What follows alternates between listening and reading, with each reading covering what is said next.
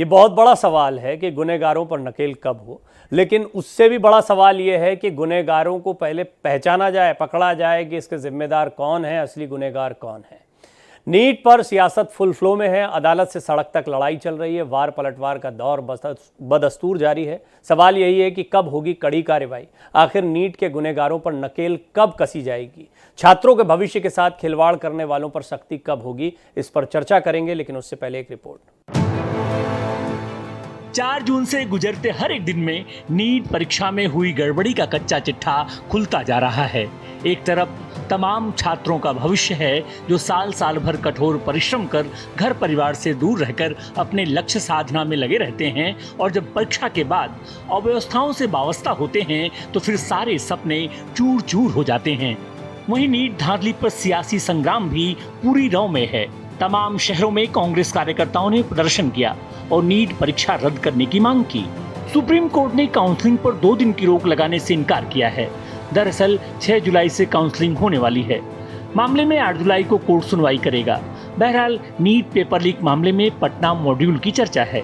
गुरुवार को बिहार के डिप्टी सीएम विजय सिन्हा के मंत्री कनेक्शन के कॉल डिटेल के बाद आरजेडी नेता तेजस्वी यादव नमूदार हुए और अपने पर लगे आरोपों पर सफाई दी। कहा, सरकार उनकी है, एक्शन लें, उनका नाम घसीटने से कुछ नहीं होगा।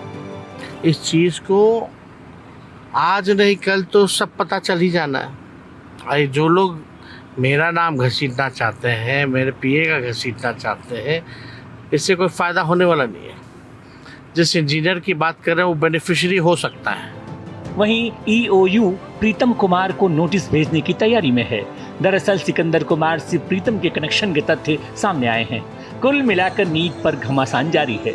लेकिन सवाल यही, आखिर छात्रों के भविष्य में कुछ अच्छा होगा या बस आरोप पलटवार, लंबी जांच कार्रवाई, धरना प्रदर्शन ही होता रहेगा। Bureau report, Bharat express. और इस पर बातचीत करने के लिए तमाम मेहमान मेरे साथ जुड़ेंगे, लेकिन मैं सबसे पहले भारतीय जनता पार्टी के नेता रत्नाकर सिंह जी मेरे साथ जुड़ रहे हैं।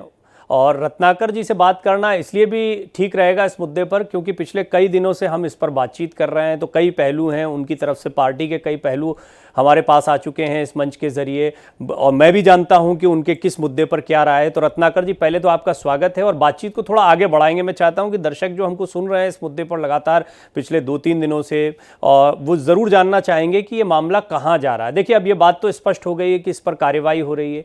ये बात भी स्पष्ट हो गई है कि कुछ ना कुछ गड़बड़ियाँ इसमें रही हैं। बहुत सारी चीज़ें स्पष्ट हो चुकी हैं। अब इसके बाद बड़ा सवाल यही है कि जो बच्चे हैं, बेशक उनको कोई भड़काए ना भड़काए, ये एक अलग प्रश्न है। जैसा कि आपकी तरफ से कहा भी गया, जांच पड़ताल में ये भी आया कि बच्चों को भड़काया जा रहा आंदोलन के लिए।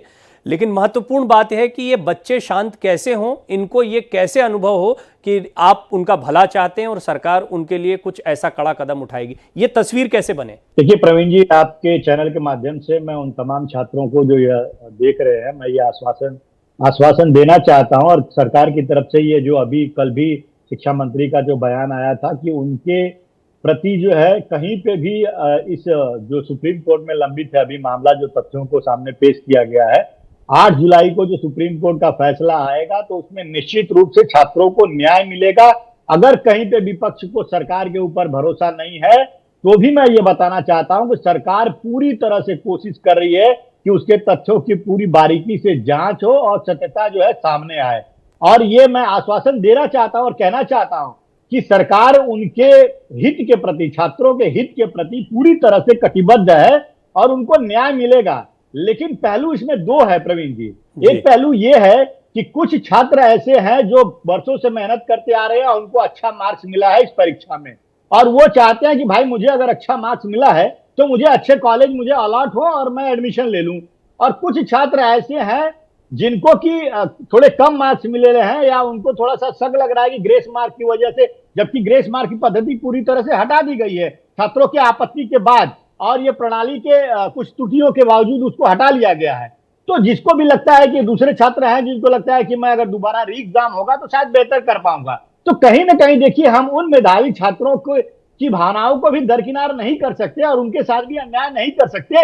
इसलिए इस पे फूक फूक कर कदम लिया जो है रखा जा रहा है। और निश्चित रूप से अगर सरकार के ऊपर विपक्षी दलों को भरोसा नहीं हो, लेकिन कहीं ना कहीं न्यायपालिका के ऊपर सभी लोगों को भरोसा रखना चाहिए और न्यायपालिका जो भी हाँ रत्नाकर जी, हम सब इंतजार कर रहे हैं कि कोर्ट क्या कहता है। कार्रवाई करेगी। कोर्ट बहुत महत्वपूर्ण रहेगा, लेकिन मैं बाकी मेहमानों के पास जाऊं उसके पहले आपसे ये जरूर जानना चाहूंगा कि ये बात सही है कि कई छात्र हैं, उन्होंने रिजल्ट आने के बाद में अपनी भविष्य की योजनाएं बना ली होंगी, लेकिन महत्वपूर्ण बात है कि जब पेपर्स पर या फिर परीक्षा जिस तरीके से कंडक्ट हुई उस पर सवालिया निशान लग जाए, फिर तो सभी बच्चों के मन में संदेह आएगा कि भले ही कोई टॉपर हो गया नहीं हुआ, इसके बावजूद अगर परीक्षा पारदर्शी तरीके से नहीं हुई तो कई लोगों को लाभ पहुंचा दिया गया होगा। ये संदेह तो कम से कम बरकरार रहेगा उनके मन में। इसके लिए हाई लेवल की कमेटी भी जो है सरकार की तरफ से बनाई गई है, और अगर कहीं पे भी इस प्रणाली में एनटीए की जो है प्रणाली में अगर सिस्टम में कहीं पे भी अगर कुछ एरर पाया जाता है, निश्चित रूप से उस पर कार्रवाई होगी। ये सरकार के शिक्षा मंत्री ने कल भी ये बात दोहराई, अपनी बातों को दोहराया है, और कार्रवाई होगी और इसको जीरो एरर एग्जाम जो है वो आगे हम भविष्य में बनाएंगे। और आपको प्रवीण जी, मैंने 2-3 बार पहले भी कहा है कि सरकार पूरी तरह से छात्रों के हितों के लिए कटिबद्ध है। सरकार ने खुद फरवरी महीने में ही, पिछली जब भी हमारी दूसरा कार्यकाल जब भी था, तो फरवरी महीने में भी हमने एक सार्वजनिक परीक्षा विधेयक पारित किया था, जिसमें हम 3 साल की सजा से 10 साल की सजा कर दिए थे। अगर इस तरह का कोई प्रॉब्लम सॉल्वर गैंग है या पेपर लीक गैंग है या हैकर गैंग है, उसको 10 साल की सजा का प्रावधान किया था। 1 करोड़ का जो है उसको जुर्माना का प्रावधान किया था। और आपको बता दूं, मैं उत्तर प्रदेश की योगी सरकार जो है उसने भी अभी एक अपने कैबिनेट में फैसला किया है कि उत्तर प्रदेश में भी एक सख्त कानून लाया जाएगा, जिससे कि इस तरह की जो लोग हैं उनके ऊपर कंट्रोल किया जाए। तो मैं सरकार की तरफ से लोगों को आश्वस्त करना चाहता हूं कि निश्चित रूप से जितना संभव हो सके वो सरकार इस पे कार्रवाई करेगी। हाँ, बात सही है कि देखिए हाई लेवल कमेटी बन रही है, इसमें कड़ी कार्यवाही होगी, सारी चीजें ठीक है, होना चाहिए ये सब। लेकिन छात्रों के सवाल में आऊंगा दोबारा, क्योंकि रितु चौधरी जी भी मेरे साथ जुड़ गई हैं, प्रवक्ता कांग्रेस हैं, और सुबोध श्रीवास्तव जी भी जुड़ गए हैं, बच्चों को पढ़ाते रहे हैं। तो सुबोध जी काफी करीबी तरीके से जानते हैं कि इन बच्चों पर क्या बीत रही होगी और क्या होना चाहिए, क्योंकि वो नीट फैकल्टी रह चुके हैं आकाश कोचिंग के साथ। तो सुबोध जी, आपका स्वागत है, और रितु जी आपका भी स्वागत करता हूं। रत्नाकर जी से भी काफी बातचीत हुई, आप लोग जब तक जुड़े हैं। रितु जी, क्या होना चाहिए? मतलब आप लोग प्रदर्शन तो कर रहे हैं, लेकिन किस चीज के लिए? सरकार तो अपना काम कर रही है, हाई लेवल कमेटी बना रही है, जांच की जाएगी, कड़े कानून बनाए जा रहे हैं, बच्चों के हितों का ध्यान रखा जा रहा है, कोर्ट के फैसले का इंतजार, ये सारी चीजें बता तो रहे हैं, पर आप लोग जो प्रदर्शन कर रहे हैं वो किस चीज के लिए कर रहे हैं? देखिए परवीन जी, यहाँ पर समझने वाली बात ये है कि ये पहला ऐसा मामला नहीं है कि जब पेपर लीक हुआ है। इस सरकार में इससे पहले 70 से ज्यादा पेपर लीक हो चुके हैं। पिछले 5 साल में 43 से ज्यादा पेपर लीक हो चुके हैं। पिछले साल भी IIT जी के पेपर लीक हुए थे, क्योंकि सरकार बहुमत में थी और पूरे अपने शबाब पे थी, तो इसकी ज्यादा चर्चा हुई नहीं।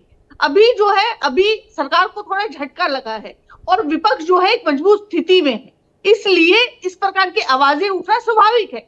और इसके लिए राहुल जी ने कल प्रेस करके भी बोला कि जो है पिछले इतने समय से जो है पेपर लीक के मामले इस देश में देखने को मिल रहे हैं 10 साल से, और तमाम संस्थान जो है, सरकारी संस्थान जिसमें एजुकेशन वाला जो है वो सब सर्वप्रथम होता है, वो सब पर जो है पूरी तरह से RSS और बीजेपी अपना जो है काबिज है इस चीज पर। और इस तरह के मामलों पर आज से पहले आवाज नहीं उठी 10 साल में। और अब आपका सवाल भी जायज है कि इतना शोर क्यों? अगर ये शोर ना हो परवीन जी, तो आज ये जो कार्यवाही हो रही है, ये कार्यवाही नहीं होती, क्योंकि धर्मेंद्र प्रधान जी ने तो पहले ही क्लीन चिट दे दी थी। उन्होंने तो बिना जांच के। ये इंपॉर्टेंट बात है जो रितु जी ने कही। रत्नाकर जी, मैं सुबोध जी के पास जाऊं उससे पहले इस पर जरूर जवाब दें, और मेरी आपकी काफी बात हो चुकी है, उस दिन भी हुई थी जब ये कहा गया था, क्योंकि आपको याद होगा उस दिन का एक अच्छा पैनल हमारे साथ बैठा था, और किस तरीके से उन्होंने भी ये कहा था कि अभी क्लीन चिट नहीं देना चाहिए थी, क्योंकि इसमें पूरी तरह से ऐसा नहीं लगता कि धांधली ना हुई हो, इसका संदेह तब भी बरकरार था। फिर ये कह देना ये थोड़ा जल्दबाजी नहीं थी, और अब अगर विपक्ष इसके लिए आप पर दबाव बना रहा है तो ये तो विपक्ष को क्रेडिट जाएगा कि उसके दबाव में, जैसा रितु जी कह रहे हैं कि दबाव में कार्यवाही हो रही है। देखिए, इनका कांग्रेस पार्टी का शोर मचाना, हल्ला मचाना स्वभाव बन चुका है। सही पे भी शोर मचाएंगे, गलत पे तो मान लीजिए इनका अधिकार ही है। मैं ये कहना चाहता हूं कि एक दिन के बाद, अभी आपने देखा यूजी का जो एक परीक्षा हुआ था अभी, उसमें अगले ही दिन जो है जो एग्जाम है उसको कैंसिल कर दिया गया। इन्होंने क्या हल्ला मचाया था। हमको जहां पे भी लगेगा कि अगर कोई भी एग्जाम, एनटीए को लगेगा कि अगर कोई भी एग्जाम में कहीं पे भी अगर धांधली मिलती है, कोई सबूत मिलता है ऐसा जिससे कि यह होता है कि पेपर लीक हो गया, तो निश्चित रूप से हम उस पर री एग्जाम कराएंगे। क्या आपत्ति है भाई? कोई आपत्ति नहीं, हम री एग्जाम कराएंगे, क्योंकि छात्रों का हित को देखना हमारा सबसे बड़ी प्राथमिकता है और उस प्राथमिकता पे हम कायम है आज भी। और ये आरोप लगा रहे हमारे ऊपर 70 पेपर लीक हुए, ये पेपर लीक हुए, मैं पूछना चाहूंगा कि अभी जो ये आरोप लगा है नीट परीक्षा का पेपर लीक है, ये किसके ऊपर आरोप लगा? आप ही के इंडी गठबंधन के वो नेता लोग हैं ना, और उनके जो है सिपासालार लोग हैं, उन्हीं के ऊपर तो आरोप लगा है। तो आप लोग खुद ये एक महत्वपूर्ण मुद्दा है। देखिए, इसमें ताजा मामले में बिहार में जिस तरह की कार्यवाही हुई, उसमें आरजेडी नेताओं या आरजेडी नेताओं के साथ जुड़े हुए लोगों पर आरोप लगते दिखाई दे रहे हैं। इसको लेकर एक अलग राजनीति हो रही। दूसरा, पेपर लीक जो है वो किसी एक राज्य में नहीं हुआ। सुबोध जी जो कि नीट फैकल्टी रह चुके हैं आकाश कोचिंग के साथ, वो भी हमारे साथ पैनल पर लगातार बने हुए हैं। आपने रत्नाकर सिंह जी को, रितु जी को, दोनों को सुना भी होगा और आप जानते हैं कि राजनीतिक रूप से लड़ाई अभी बहुत लंबी जाएगी और मैं चाहूँ तो आधा घंटा यही डिस्कशन राजनीतिक हो सकता है, लेकिन मैं बच्चों का, फैकल्टी का माइंडसेट भी समझना चाहता हूं कि इन बच्चों पर क्या बीत रही है और दूसरी महत्वपूर्ण बात, ऐसा क्या हो जिससे उन्हें लगे कि हाँ अब ये मामला सुलझ गया और आगे पारदर्शिता रहेगी। पहली बात तो ये है कि बच्चों की मानसिकता का जहाँ तक सवाल है, बच्चे बड़ी मेहनत करके यहाँ तक पहुंचते हैं और ये बहुत ही बड़ा एग्जाम है। इंडिया का सबसे अच्छा ब्रेन जो है मेडिकल और इंजीनियरिंग में जाता है, तो बच्चे तो बहुत ही मेहनत करके आते हैं और बहुत उम्मीद लगाकर रखते हैं इसमें। लेकिन जब इसमें किसी तरीके से डायलूशन होता है तो खास करके जो बच्चे हैं, जो अच्छे पढ़ने वाले बच्चे हैं, उनके गार्जियन, जो कमिटेड गार्जियन है, उनको बहुत धक्का लगता है और हम लोग को भी लगता है, टीचर को भी लगता है। टीचर को लगता है कि भैया उसका सारा मेहनत बेकार हो गया। अब हम सोचे थे कि फलाना बच्चा अच्छा करेगा तो फलाना बच्चा अच्छा, तो पता लगे कि कौन कर गया। भाई अगर कोई बच्चा मेहनत करता है उसका रिवार्ड यही है ना, पूरे उसके करियर का रिवार्ड यही कि उसको अच्छा नंबर मिले। अब आपने जो है सो 67 बच्चों को 720 नंबर पकड़ा दिया और हमारे एजुकेशन मिनिस्टर कहते हैं कि नहीं, हम किसी के साथ अन्याय नहीं होने देंगे, हम मेरिटोरियस जेन्युइन बच्चों के साथ हम अन्याय नहीं होने देंगे। तो भाई कैसे उससे आप फिल्टर करोगे, बताओ जरा हमको जी। कल का स्टेटमेंट जो इनका है बड़ा ये हतोत्साहित करने वाला है कि आप जो है सो पूरा देश इसमें परेशान है कि चारों तरफ हल्ला हो रहा है कि इसमें धांधली हुई है और इसका प्रूफ है। इसका प्रूफ एक और है कि आपका एनटीए जो है कितना इनएफिशिएंट है कि आपने खुद नेट के एग्जाम को आपने खुद कैंसिल किया। उसके लिए कौन कंप्लेंट किया था? तो उसमें प्रोफेसर का एग्जाम होने वाला था, उसमें रिसर्चर का एग्जाम, सबका हालत आपने खराब करके रखा हो। और एक तरफ से उसका जो है काउंसलिंग को स्टे नहीं किया गया है। उसके बाद काउंसलिंग 6 जुलाई से स्टार्ट है। सुप्रीम कोर्ट ने 8 जुलाई को रिजल्ट अपना ये दिया है, डेट दिया है। इधर एजुकेशन मिनिस्टर कह रहे हैं कि नहीं मैं इसे फिल्टर करूंगा। ये सारी चीजें तो बड़ी स्क्रिप्टेड लग रही है मेरे को लग रहा है कि हर चीज ये प्रेजुडिस है। इसमें जो है कुछ बढ़िया निकालना बहुत मुश्किल है, देश के लिए बहुत चैलेंज है और खास करके मीडिया के लिए भी ये बहुत बड़ा चैलेंज है। आप लोग भी बहुत मेहनत कर रहे हैं। इस तरह से जिसको डायलूशन हो रहा है, आप बताओ हमको, आप ही बताइए हमको कि ठीक है हम बाकी बच्चों को छोड़ देते हैं, हम 67 बच्चों में ही हम जो जेन्युइन और इनजेन्युइन को हम कैसे अलग करेंगे? आप बताइए हमको क्या मेथड है अलग करने का? ये हमारे एजुकेशन मिनिस्टर किस आधार पर इस बात को कह रहे हैं जी? जब एजुकेशन मिनिस्टर ऐसा बोलेंगे तो आखिर किसके पास कोई जाएगा? रत्नाकर जी, एक बात तो बहुत साफ है कि जो कुछ इस मामले में हुआ है उससे सत्ता पक्ष को बैकफुट पर आना पड़ा है। विपक्ष को ये जो मौका दिया है ये आप लोगों की वजह से ही मिला है और इसमें बड़ा सवाल तो यही बरकरार है, गुनहगार कौन, उसको सामने लाइए ना। प्रवीण जी मुझे थोड़ा सा समय दीजिएगा, मैं सुबोध जी की बातों को जो है क्लैरिफाई करना चाहता हूं, जो भी कंफ्यूजन की स्थिति है। देखिए, निश्चित रूप से जो है 24 लाख विद्यार्थी इस एग्जाम में अपियर हुए थे, 13 लाख के करीब जो है वो पास भी हुए और 4,500 से अधिक सेंटरों पे इतना बड़ा एग्जाम कराना एनटीए नीट की ही नहीं और अन्य परीक्षाएं भी कराता और बहुत सफलतापूर्वक कराता है। रही बात जो 67 बच्चों का जो आया है रिजल्ट, जो टॉप किए हैं, मैं बता दूं कि उसमें ग्रेस सिस्टम जो है, ग्रेस जो मार्क्स दिए जा रहे थे, उस सिस्टम जो एनटीए ने जो सिस्टम अप्लाई किया था उसमें कहीं ना कहीं सरकार को लगा कि इसमें खामियां हैं। वो ग्रेस सिस्टम पूरी तरह से एलिमिनेट कर दिया गया, हटा दिया गया और वो जो जहां पे सेंटर्स में दूसरे क्वेश्चन पेपर्स पहुंच गए थे और उसको बदल करके पहले क्वेश्चन पेपर जो है दिया गया, तो वो टाइम की वजह से जो है वो एक सिस्टम डेवलप किया था एनटीए ने, और उस सिस्टम की वजह से ग्रेस मार्क दिया, लेकिन उसको हटा दिया गया। लेकिन जिन 6 सेंटरों पे 1563 छात्रों को वो ग्रेस दिया गया था, उनको सरकार ने फिर से कहा है कि आप 23 जून को फिर से री एग्जाम दीजिए, और आपकी कैपेबिलिटी उस री एग्जाम में पता चल जाएगी कितने मार्क्स आएंगे। तो ये एक तो कंफ्यूजन दूर हो गया कि ग्रेस सिस्टम कोई है नहीं, और 1563 छात्रों को जो कम जिसको समय मिला था उनको री एग्जाम देने का विकल्प दिया गया है। दूसरी चीज, तीसरी चीज मैं ये कहना चाहूंगा, नहीं एक मिनट रत्नाकर जी, ये जो बात आप बोल रहे हैं, हालांकि सुबोध जी भी कुछ कहना चाह रहे हैं, इसमें तो साफ साफ ये लगता है ना कि ये गड़बड़ियां किसकी वजह से हुई हैं, उसको तो चिन्हित पहले करना पड़ेगा। सुबोध जी आप भी सरकारी, देखिए प्रवीण जी, मैं सुबोध जी अगर आपका पॉइंट कुछ और है तो। रत्नाकर जी कह रहे हैं कि सब कुछ क्लियर हो गया। आप हमको ये बताइए कि जब आपको बोला गया, जब आपको पकड़ा गया तो आपने कहा कि मैंने ग्रेस दे दिया है। अब ग्रेस आपने इस तरीके से दिया आनंद फानंद में कि बच्चों को 717 और 718 नंबर आया, जो कि टेक्निकली फिजिबल नहीं है। ये तो ऐसी बहानाबाजी है जैसे बच्चे जो, मतलब मैं भी यही कह रहा था रत्नाकर जी, मैं तो बहुत स्पष्ट एक बहुत सरल शब्दों में, गड़बड़ी तो पहले ही हो गई थी, बाद में दबाव बना तो उस पर आप भले ही प्रेस कॉन्फ्रेंस करें, जो भी करें। जी प्रवीण जी, पहली चीज मैं स्पष्ट रूप से कहना चाहूंगा कि एनटीए के अंदर जो भी गड़बड़ियां हुई है या जिसने भी किया है, जो भी दोषी है, सरकार उनके ऊपर सख्त कार्रवाई करेगी। ये है और इंपॉर्टेंट पहली चीज।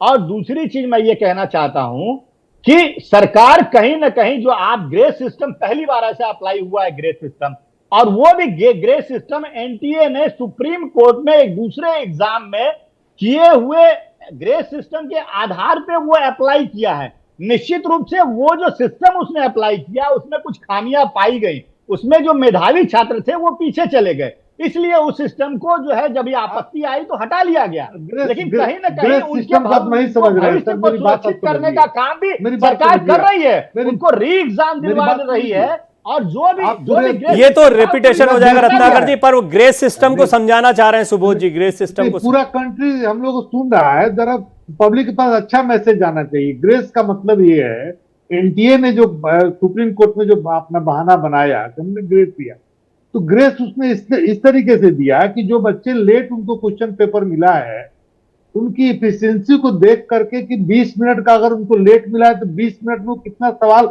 और कर सकते थे, इस तरीके से दिया है। तो बिल्कुल नीट के एग्जाम में अगर आपने टोटल सवाल बनाया 180 सवाल बनाया है तो आपको 720 नंबर मिलेगा, और आपने अगर एक सवाल छोड़ा है तो आपको 716 मिलेगा।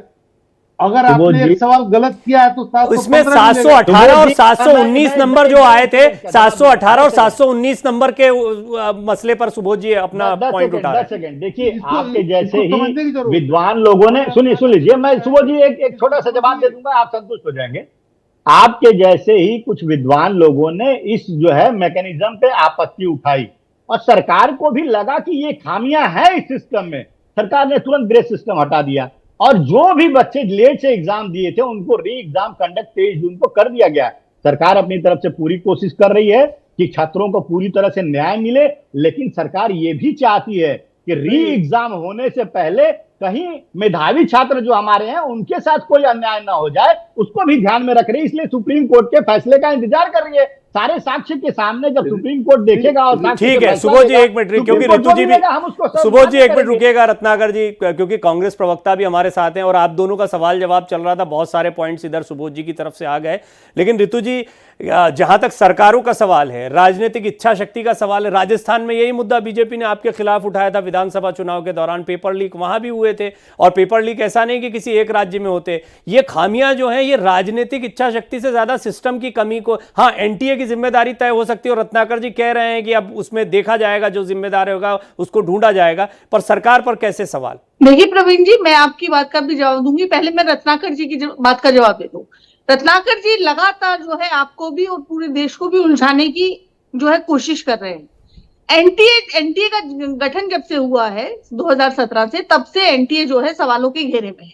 लगातार इस तरह की चीजें होती रही हैं पहले, लेकिन सरकार ने कोई कदम नहीं उठाया, क्योंकि सरकार जो है शिक्षा माफिया के साथ पूरी तरह से मिली हुई है, और शिक्षा माफिया के ऊपर इस सरकार का पूरी तरह से हाथ है।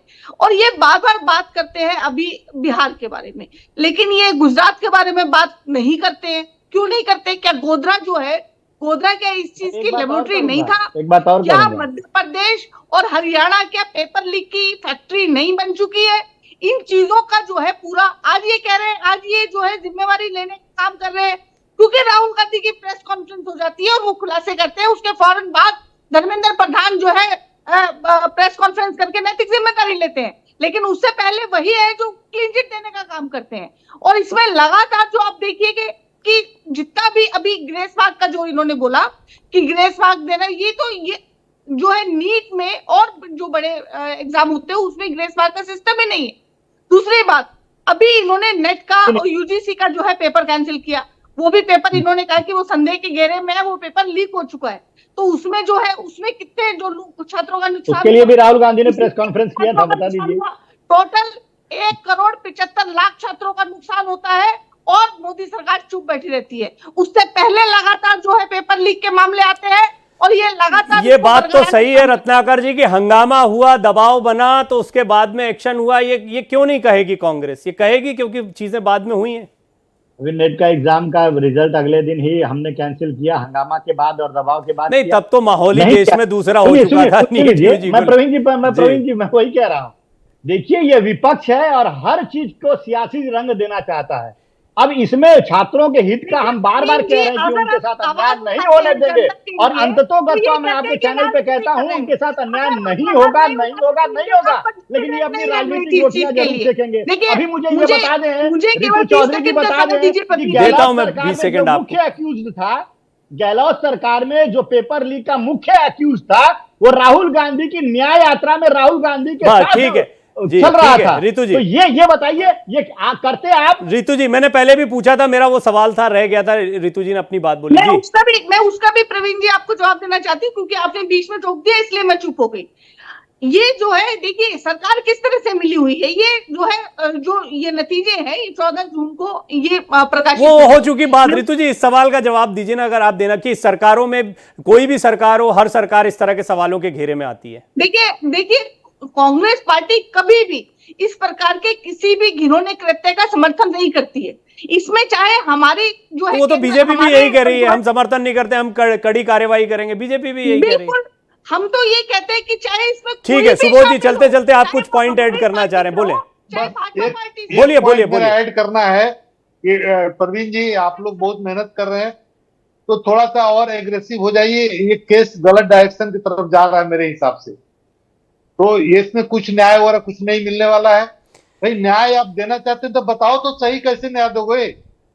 देखिए, मेरा मंच जो है, मैं इसमें एक सूत्रधार की भूमिका में हूं। आप सभी लोग अपनी अपनी बात रखते हैं और मैं उम्मीद करता हूं कि दर्शक सुन रहे हैं, उसको किसके जवाब कितने वाजिब लगते हैं, किस दिशा में ये चीजें जा रही हैं, उसका आकलन वो करेंगे। हाँ, एक मकसद सबका दिखाई पड़ता है इस मंच पर, चाहे वो विपक्ष हो, सत्ता पक्ष हो, या बच्चों के टीचर्स हो। सबको लगता है कि बच्चों के भविष्य के साथ खिलवाड़ नहीं होना चाहिए। ये बात सत्ता पक्ष भी कह रहा है, विपक्ष भी ये बात कह रहा है। तो उम्मीद यही करते हैं कि बच्चों का भविष्य सुरक्षित रहेगा। बहुत बहुत धन्यवाद आप तीनों का इस चर्चा में जुड़ने के लिए।